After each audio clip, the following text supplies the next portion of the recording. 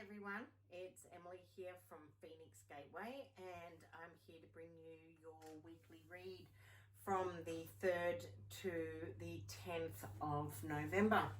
I'm working with the Sacred Geometry Healing cards, and these are available worldwide, which is wonderful. You can get them from my website www.phoenixgateway.com.au, or alternatively, for those that are international, they are available on Schiffer Publishing's website as well, and all good stockists, but I will put the details below.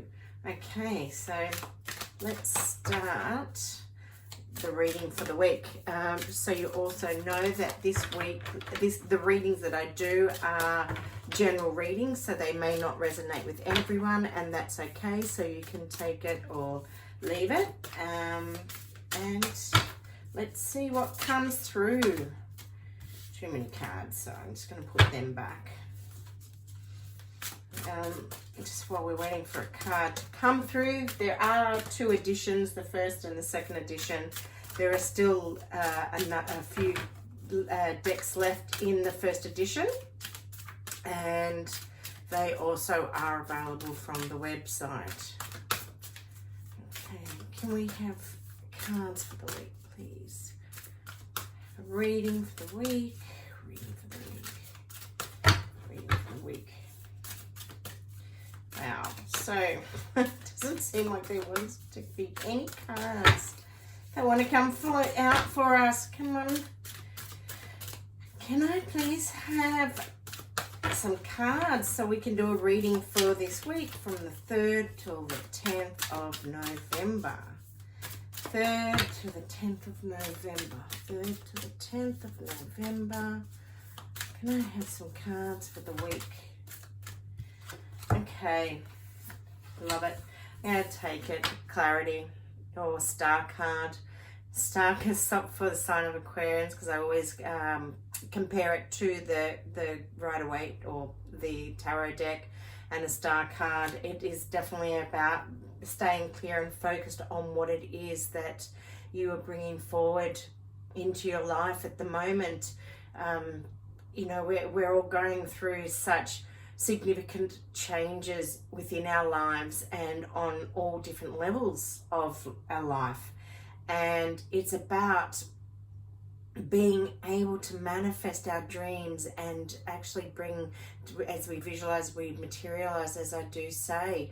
So it's all about wishing upon the star, and we're coming in really to I want to use the word fertile times. It's really coming into, you know, coming through this Scorpio period, and it's really about the phoenix rising. It's coming through the ashes, because for so many of us, we have gone through a period of time where there's just been so many lessons that have been given to us, and we've had to go through, you know, on so many levels. And as I was saying to a girlfriend last night, as I was doing a reading for her, you know, we aren't responsible for the trauma the traumas that we may or may not, the trauma that we may be subjected to, and for each and every one of it it's very different, very individual, and traumatic in its own rights for different reasons. But we can be in control of the changes that we want to make and the change of who we want to be in our life, and we can take those significant times, the good, the bad, the ugly, whatever it may be, and we can turn that to give us the strength that we need to be the person that we're here to become. So don't lose faith, don't lose hope, and you know, really manifest, really visualize what it is that you want to bring into this life right now. Really lovely. Okay, so the next card to come through is Joy, and you know, it is what we make it in this lifetime. We have to create the joy within our life, into this world. And that joy has to come first and foremost from within us. We are the creators of our life, you know. We are the ones who are here to leave our footprint, the blueprint of who we are, to add in to the collective of this world that we live in. And really, we want to bring in that joy. We want to have learnt from what we have been through thus far, so that we can actually take it and create that next stage and do it with joy and do it with vigor and strength and determination, because we know we deserve to bring it in, and we're going to do that with a whole lot of love. And it's the love that we first and foremost have within ourselves. It's the love that we learn to create within our own inner world, and to create the changes that we need from the inside out. It's our experience in life that can allow us and help us to find the love that we need to continue on, you know, and put so much love and passion into everything that we do. Really, really beautiful. Okay. Really love these cards, because I really see these messages, and it's a reminder for myself every day to take my own experiences. You know, we all have visions. We all want to create, you know, bring these visions into our reality. And yes, the hardships have been there, and sometimes those hardships have actually got to a point where we go, you know what, fuck it all, want to give it up, don't want to continue, it's not easy, too hard basket, let me just put it to, you know, to the back burner and we'll forget it exists. But you know what, no, you find that inner strength, you find that inner passion, because you know what, it's how we are melded into who we are today. And it's about finding, I keep thinking of Kunum, the potter god, and he wanted. So looking at love frequency, I want to talk about, in Egyptian mythology, one of the netters, Kunum. And Kunum is the potter god who created us from the clay of the Nile. And from that, the heart, the frequency we were given was then given to us from the beautiful netter Hathor. And you know, ultimately the way I see it is that we are all born into this world the same. And yes, you know, let's just leave it as the same, but we come in at the pure form of an infant, of a tiny baby. And you know, we're here, we've all come with, yes, there are past lives that we've all experienced, and we've all come with a specific blueprint and a contract that we need to fulfill into this lifetime.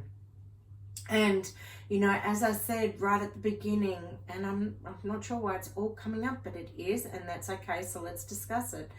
But when we look at trauma, which is something that we cannot control, it is, but we can control, and what we can bring to the table is change. And it's up to us as individuals to create the changes that we want to bring into our lifetimes, to better ourselves as the person that we are, to truly connect and not be so disconnected at a soul level, but to truly connect from the heart and the soul. And as we do this, and from a higher perspective, because as we connect from that higher perspective and we're connecting to those frequencies, we are coming from, again, that pure form of light. It's being able to shed, you know, that darkness and that fear that so many of us can hold on to, because this is what we're learning in our lifetime. We're learning how to let this go. We're learning that there's so much more to life than what is in front of us, because as Wayne Dyer said, when you change the way you look at things, the things you look at change. And this is so true. Sometimes we have to go, fuck it, it's time to bring in a whole new perspective. If it's a tower moment that we need to deal with, then that's okay, because the tower moment doesn't have to be all bad. The tower moment is telling us that we've come to the end of the road, we've come to the end of a path that is not serving us and it's not taking us anywhere, and we need to let that go, and we need to reinvent, we need to remold ourselves so that we can be coming from, you know, a pure state of light and heart and emotion, and know that, you know, when we take, as I said, and I keep repeating it because it is just so true, we need to take the crisis situations we've been through, the trauma that we have been through, and we use those to meld us to the person that we choose to become. And that, you know, there are just so much wisdom in that, in which we then can share and bring to others. And like the bottom of the card is the fulfillment card, but it's all about that unification, and excuse my dog barking, but it's all about being one. Okay. The next card to come through is foundation. So as we're talking here, it's about creating the stability in our foundations, our foundations first and foremost of ourselves, and then on the physical aspect, and then it's going into business and into our family. So this is what we're here to be working on. These are the lessons we are taking to bring forth and strengthen our foundations. And exactly what I was saying before, it's about that inner knowledge, that inner wisdom. It's because of our lessons, our life lessons that to date that we have come across. You know, for some, it's more, you know, each one of us will see our experiences in a different light, and no one here is to judge us on how we see it, because they are solely ours to understand, to learn from, and to gain that wisdom from. But when we do this, because this then becomes not only the teaching tool for ourselves, but it's the teaching tool that we give to others, to those who cross our paths, because everybody crosses our paths for a reason, a season, or a lifetime. And you wouldn't believe me, but look at the card on the bottom again. It is fulfillment. So this is saying to us that we are all connected. We are all one. It is the law of mentalism. And it is saying that we, you know, the higher our frequencies become, the more the connected we feel and we unify as one. And, you know, as a collective, we're bringing this together to bring through the light, to bring through the love. And that then is felt by, you know, it ricochets not only from you, but it ricochets to the next person, to the next person, to the next person. Because you know what? The heart is a massive, massive transmitter of frequency. And love is what we need for the world to go around. So, thank you for listening. Thank you for joining me. Have a wonderful week wherever you are, and I look forward to speaking with you again next week. See you. Bye.